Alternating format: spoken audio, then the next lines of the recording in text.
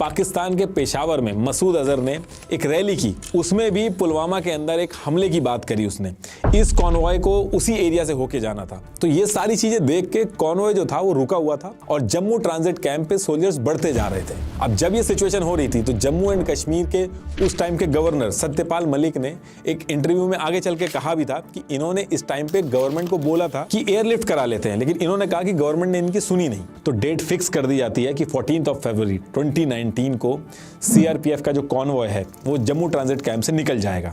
तो same day 13 फरवरी 2019 को CRPF unit को भी इन्फॉर्म कर दिया जाता है कि अगले दिन सुबह 3:30 पे आपके कॉन्वॉय को निकलना है। ये जो कॉन्वॉय था इसमें 78 बसेस में 2547 सीआरपीएफ के सोल्जर्स थे, जिनको NH-44 के हाईवे के थ्रू 271 किलोमीटर की जर्नी पूरी करनी थी।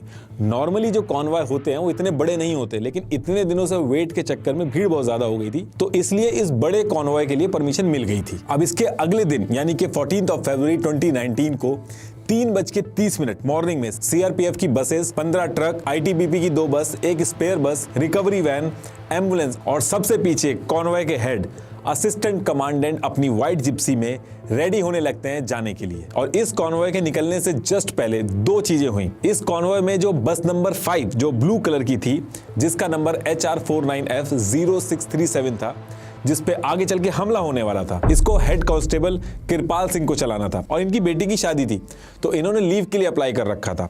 तो सब लोग डिस्कस कर रहे थे कि अगर गलती से भी दोबारा स्नोफॉल हुआ तो ये कहीं अपनी बेटी की शादी ना मिस कर दें। तो ऐसे टाइम पे जयमाल सिंह ने खुद से ही बोला कि इनकी जगह पे मैं बस को चला लेता हूं, तुम रिस्क मत लो बेटी की शादी का। दूसरी चीज, सेम बस नंबर 5 में अहमदनगर महाराष्ट्र के सीआरपीएफ कांस्टेबल थाका बेलकर की भी 10 दिन बाद शादी होने वाली थी, तो इन्होंने लीव डाल रखी थी। तो ये कॉन्वॉय चलने से थोड़ी देर पहले ही इनकी लीव अप्रूव हो जाती है। तो लास्ट मोमेंट पे ये बस नंबर 5 से उतर गए और ये कोइंसिडेंस ऐसा हुआ कि आगे चल के दोनों की जान बच गई। अब यहां से सीआरपीएफ के कॉन्वॉय को कुछ ही देर में निकलना था। जब भी कॉन्वॉय निकलता है तो उसके निकलने से पहले रूल के हिसाब से पहले एंटी सेबोटाज चेक्स होते हैं, जो कि रोड ओपनिंग पार्टीज यानी कि आरओपी करती हैं। इसमें होता क्या है कि कॉन्वॉय का जो रूट होता है उस पे सोल्जर्स को भेजा जाता है। पहले आरओपी पूरा रूट को चेक करके सिक्योर करती है कि कोई इशू वगैरह नहीं है। जब ये आरओपी ओके करती है उसके बाद कॉन्वॉय निकलता है। तो जब इस कॉन्वॉय को भी निकलना था तो आरओपी की टीम NH-44 हाईवे को चेक करने के लिए निकल जाती है। ये जो आरओपी की टीम थी, इसको NH-44 जो हाईवे है इसमें बरसों से हाथीवारा मोड़ तक का जो एरिया है 10 किलोमीटर का, 262.2 माइलस्टोन से 272.2 माइलस्टोन तक, इसको चेक करना था। तो आरओपी की टीम इस रूट को चेक करके टोटल 10 पॉइंट पे जाके पोजीशन ले लेती है और एक पॉइंट जो कि लाडू मोड़ के पास 272 माइलस्टोन पे था, यहां पे assistant sub inspector Mohan Lal को उनकी टीम के साथ 7:15 पे बैठा दिया गया था, ताकि कोई सस्पिशियस एक्टिविटी दिखे तो तुरंत एक्शन ले सके। अब इधर तो ये चल रहा था, दूसरी तरफ उमर जो था वो को रेडी करके इंतजार कर रहा था कि कब सीआरपीएफ का कॉन्वॉय NH-44 पे आएगा।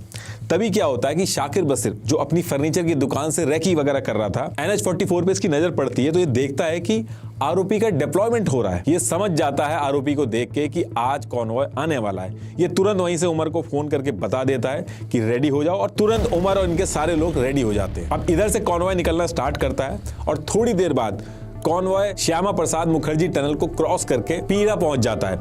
अभी तक कोई दिक्कत नहीं थी। इससे पहले पीरा जो एरिया था यहाँ पे कॉन्वॉय रुक के लंच वगैरह करता था, लेकिन इतने इंटेलिजेंस इनपुट आ रखे थे तो इसको प्रोन एरिया कंसीडर करके यहाँ पे जो लंच के लिए रुकते थे वो नहीं रुके। अब जब ये कॉन्वॉय चल रहा था तो इसके आसपास लोकल ट्रैफिक जो था वो भी साथ में चल रहा था। इससे काफी पहले ये था कि कॉन्वॉय जब चलते थे तो लोकल ट्रैफिक अलाउड नहीं थे सिक्योरिटी की वजह से, लेकिन 2003 में जम्मू एंड कश्मीर गवर्नमेंट ने बहुत अपोज किया कि ये कॉन्वॉय के चक्कर में पूरी रोड का ट्रैफिक सफर करता है, तो उसी टाइम पे रूल हटा दिया गया था। तो इसलिए लोकल ट्रैफिक भी कॉन्वॉय की बसेस के आसपास चल रहा था, क्योंकि सोल्जर्स की जान से ज्यादा बड़ी चीज उस समय ये थी कि लोग लेट ना हो जाएं।